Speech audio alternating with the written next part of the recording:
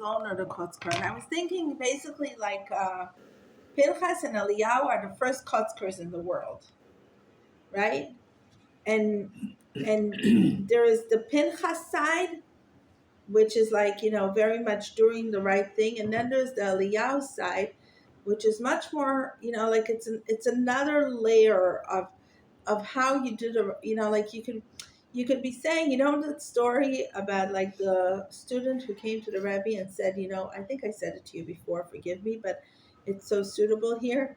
Like that, Rebbe, we know why we have all these troubles in the community because this one is not good with Shabbos, and that one is not good with kosher, and that one is not good with tznius, etc., and that one speaks Lashon Hara, right, and etc.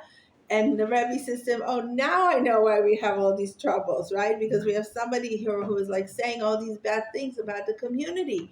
So in a way, when we're all saying about each other, he's doing this and she's doing that. So we're like coming to Hashem and saying, we don't deserve Geula because we're all sinners. And in a way, this is what Eliyahu Hanavi is doing. And which is a little bit the other side, but it's a continuance of Pinchas. It's the same Gilgul. It's the same perfection of understanding how to be soft in the world, how to serve Hashem with softness. You can kill all the sinners, or you can educate them. Or it could also, sorry. Go ahead. It's just like, could it also like not just be the sinners? It's just like, for instance, like I was staying with a very close family, and it's like when you're with close families, sometimes it's like you have things that come up and right, it doesn't have to be big sinners. It's like sometimes when you talk about soft, it's like sometimes I have to sit and say like, there could be reasons why they might feel this way about me, and maybe I have to like. It's just like my ego needs to like go down a bit, right? Yeah. So exactly. So that's what it is. Where do I find what happens to Eliyahu? Right, his punishment is to come to every Brit Milah and say, look how cute this baby is. Right? I actually know one grandparent who came to see, this is a crazy story, who came to see the baby in the hospital, their first grandson born, and they took the baby, they looked in their face, and they said, oh, they have a liar's face. A day-old baby. Yeah. Who said that? Not. A grandparent said that about their first grandson. Yeah. And it's like painful to hear. I know, right? And so and this is like, in a way, what's Eliyahu doing after all this time? He's learning to say, oh, this baby's so cute. It's the holiest thing in the world. Humanity is so beautiful. You know how some people, and it didn't start today, it didn't start yesterday. People are, we have the whole idea of people saying that we have too many people in the world and that we're destroying the world and blah, blah, blah, which is true in a way. But still humanity is the most important thing in the world, more than any other creation. There is a hierarchy and we're all needed, from the cockroach and the ant to the... But the human is called the crown of creation. And human is the most important thing in the world. If everyone's having too many people involved, there's too much divorce. And 1 second, and the problem is that we're saying, Hashem, why is there all these diseases in the world and earthquakes and tragedies and wars? But in a way, we're bringing it upon ourselves with a little bit of an Eliyahu Hanavi / Pinchas approach. By not Pinchas approach. Pinchas ended up being favored by God, right? But in a way, if this is what I think he says when he means that if you put too much of that spice, you ruin the whole dish. If you put too much of that approach of let's kill all the sinners, and killing doesn't mean only killing. You can kill with words. You can kill with attitude. What is my attitude towards humanity? What is my attitude towards every human being? Am I coming to God and I'm saying, God, this is such a beautiful human. This is such a beautiful baby. This is such a beautiful human being. It should be for the healing of Maya and Munachaya Bat Chanalea also, and all the babies in the world, right? and and it didn't start yesterday. It started with actually Pharaoh. No, sorry, it started with Adam being created. When the angels came and said to God, "Why do we need to create human beings?" Right? They're just gonna sin anyway. Exactly. And then Pharaoh says, let's toss all the babies and all the boys in the water because we don't want them around, right?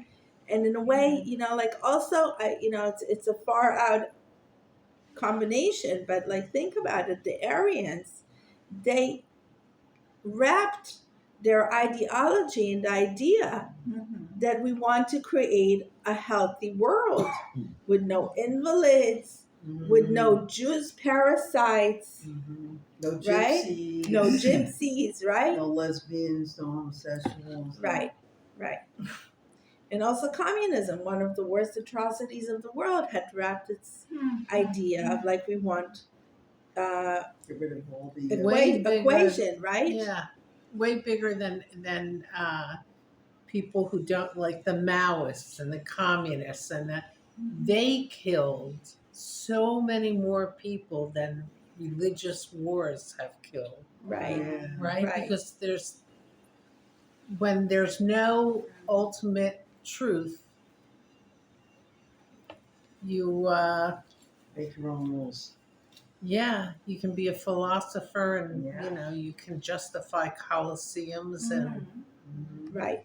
So what I want to just add to that, what caught my eyes very much this week, is that what does the Medrash also say? It says like this, they come and they talk about Pinchas and they say, he's not really coming in God's name. All he is an angry human being, right? And they come with all these justifications to prove that he's an angry and a violent human being. So how can he come from a really altruistic, godly point in his heart, right? How do we know that, right? So what is the Torah coming to teach us? That only God knows. You know, and God knows in that moment if you come from a pure place or you don't.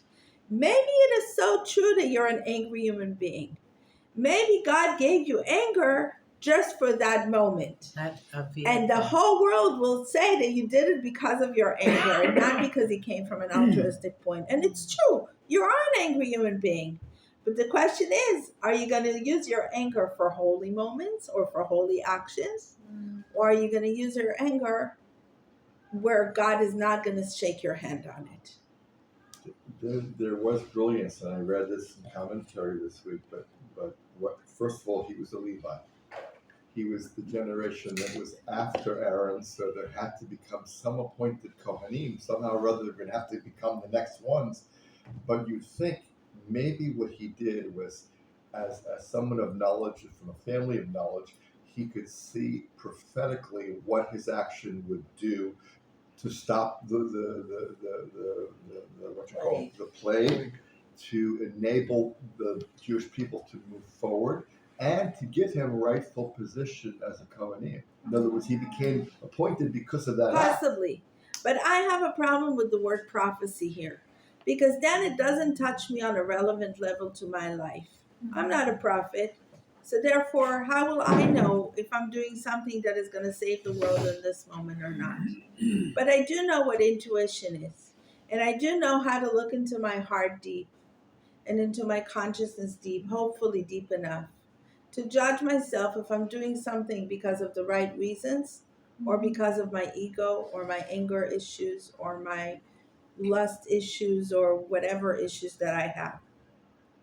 Greed issues, right? Whatever it is, am I collecting tzedakah because I'm greedy, or am I helping somebody because I want the community to respect me, or am I?